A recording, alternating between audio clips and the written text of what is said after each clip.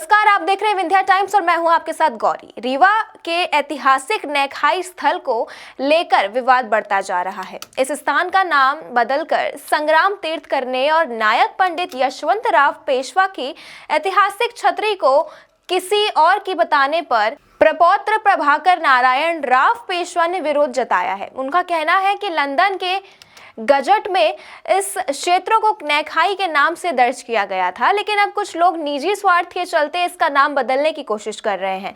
करीब 250 से 300 साल पहले इस क्षेत्र का नाम नायक की खाई यानी नैखाई पड़ा था। इतिहास के अनुसार जब 5000 अंग्रेजी सैनिक पुणे की ओर बढ़े तो नायक पंडित यशवंतराव पेशवा ने उन्हें रोकने के लिए यहाँ युद्ध छेड़ा और खाई खोदकर अंग्रेजी सेना को आगे बढ़ने से रोका। यहाँ पर 27 छतरियां बनाई गई थी जो विभिन्न समाजों के वीर शहीदों की स्मृति में स्थापित की गई थी। नैखाई की भूमि लगभग 8.5 एकड़ में फैली थी, लेकिन अब इस भूमि पर अवैध कब्जे हो चुके हैं। खास बात यह है कि नायक पंडित यशवंत सिंह पेशवा की छतरी को मुड़ काटा के नाम से जाना जाता है, क्योंकि यहीं पर उनका सिर धड़ से अलग कर दिया गया था। इसी वजह से इस छतरी से गुबंद नहीं बनाया गया।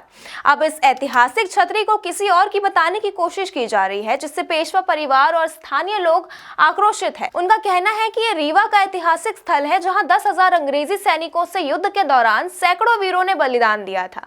अब इसे साजिश के तहत किसी और का स्थान बताने की कोशिश की जा रही है, जिसका विरोध शुरू हो चुका है। बड़ा सवाल यह है कि क्या नैखाई का नाम बदला जाएगा या पेशवा की ऐतिहासिक छतरी को उसका असली सम्मान मिलेगा। ये देखना दिलचस्प होगा कि प्रशासन इस मुद्दे पर क्या कदम उठाता है।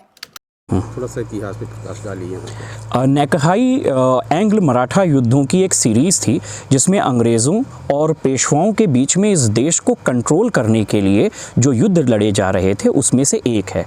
बैटल ऑफ नैखाई अगर शुरुआत है तो भीमा कोरेगांव इस युद्ध का अंत है।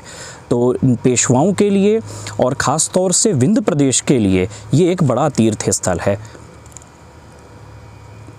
क्या कैसे युद्ध हुआ था, कहाँ? ये युद्ध नैखाई में अंग्रेज़ों की एक 5000 की फोर्स पुणे की ओर हमला करने के लिए जा रही थी, जिसमें यहाँ के जो लोकल ज़मींदार थे केमार के, उनके द्वारा सूचना प्रदत्त की जाती है चित्रकूट में पेशवा घराने को। तो नाना फडणवीस के आदेश पे उस 5000 की फोर्स को रोकने के लिए 4 दिसंबर 1796 में पेशवा महाराज की जो फोर्स है दुगनी ताकत से इस विंध्य की भूमि में प्रवेश करती है और यहाँ पे अंग्रेज़ों की फ़ौज को इंटरसेप्ट कर लेती है। तो ये टग ऑफ वॉर की नीति थी। यहाँ पे एक बड़ी खाई खोदी जाती है। उस खाई के पीछे नायक पंडित यशवंतराव साहब अपनी सेना के साथ अंग्रेज़ों को रोकने के लिए, उनके मूवमेंट को नज़र रखने के लिए पोस्ट हो जाते हैं।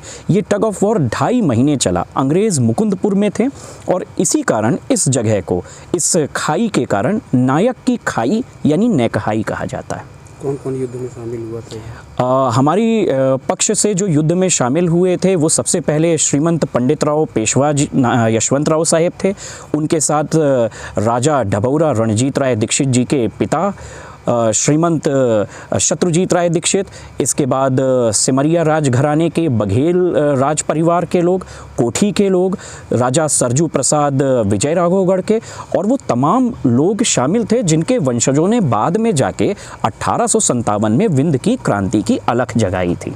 कितने लोग शहीद हुए थे इस युद्ध में? हमारे रिकॉर्ड्स के अनुसार करीब 250 से 300 लोग शहीद हुए थे।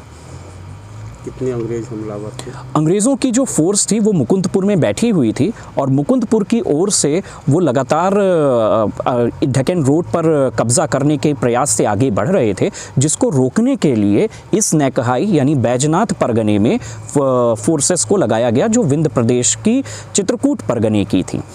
करीब 10,000 की सेना के साथ 2,000 नीले घोड़ों के लश्कर के साथ यशवंत राव पंडित जी यहाँ पे आए और उन्होंने इस जगह पर मोर्चा लगा के अंग्रेज़ों को रोका। अब क्या स्थिति है? अब ये सौंदर्यीकरण भी हो रहा है जहाँ? अब यहाँ की स्थिति ये है कि यहाँ पर जो विकास किया जा रहा है, विकास में सबको कुछ ना कुछ दिया गया। यहाँ पे परिहारों का बलिदान हुआ, यहाँ पे गहरवारों का बलिदान हुआ, और यहाँ पे बारियों का बलिदान हुआ, बिलकैतों का बलिदान हुआ, बरगाहियों का हुआ। तो ब्राह्मण समाज के बलिदान को यहाँ पे दर्शाया नहीं जा रहा है, यहाँ पे सेलेक्टिव विकास किया जा रहा है। यानी यशवंतराव साहेब के नाम से नैकहाई पिछले 300 वर्षों से गैजेटियर में दर्ज है। इसके बाद इस स्थल का नाम बदलना, इसे संग्राम स्थल घोषित करना, फिर यशवंतराव साहेब की जो मुड़कता छतरी है उस छतरी को किसी और के नाम दर्ज कराने की कावियात करना, इस सब बातों से ब्राह्मण समाज बड़ा दुखी है।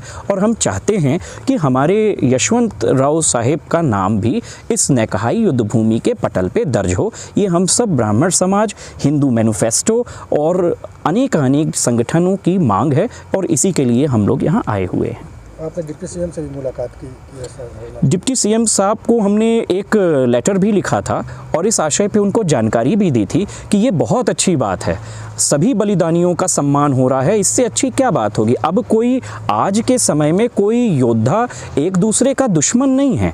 जिन्होंने बलिदान दिया वो सब अब हम सब की साझी विरासत हो चुके हैं, सब पिता तुल्य हैं। तो उस पिता तुल्य गौरव में यशवंतराव काका साहेब को क्यों छोड़ा जा रहा है? क्या उनका बलिदान किसी मामले में कम था? अब युद्ध हुआ है तो कोई ना कोई तो मारा ही जाएगा, और उस दिन वीरगति पाने का उनका मौका था, वो वीरगति को प्राप्त हुए। तो क्या उनकी वीरगति, मतलब पेशवाओं से इतनी नफरत हो रही है कि उनकी वीरगति को स्थान नहीं दिया जा सकता?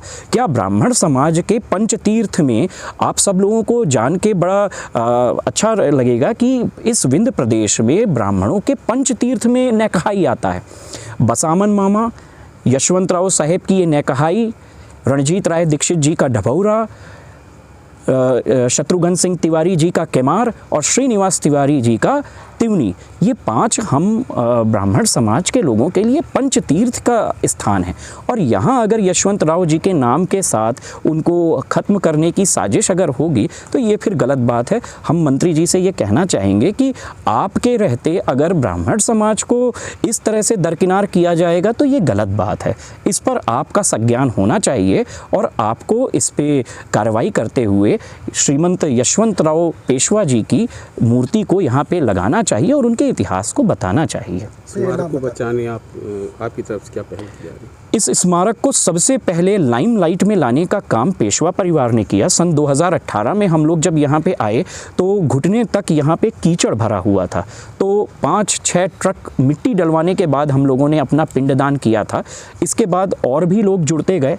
फिर चूँकि रीवा में जो लोग रहते हैं उन लोगों ने कहा कि हम इसका आयोजन करेंगे और एक पेशवा और रीवा राजघराने की मित्रता को हम लोग आगे लेके जाएंगे।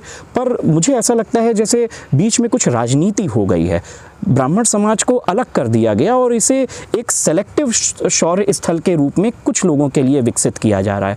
तो हमारी उनसे भी मांग है कि आप अपना दिल बड़ा कीजिए, पेशवाओं को भी अपने साथ जोड़े रखिए। हम कोई बाहरी आक्रांता नहीं हैं, हम आपके पड़ोस के चित्रकूट के ही राजवंशी परिवार से आते हैं और चित्रकूट विंध्य प्रदेश की धार्मिक राजधानी है। तो हमारा आपका टकराव किसी मार्फत कहीं नहीं होना चाहिए। मिलकर काम करेंगे तो हो सकता है विंध्य की इस धरोहर को हम लोग राष्ट्रीय स्तर पर ले जा पाएं। और अगर छोटी मोटी राजनीति में रह जाएंगे तो फिर ये धरोहर युद्ध भूमि के रूप में तब्दील हो जाएगी और उसी तरह से खो जाएगी। नाम बता दीजिए। हमारा नाम प्रभाकर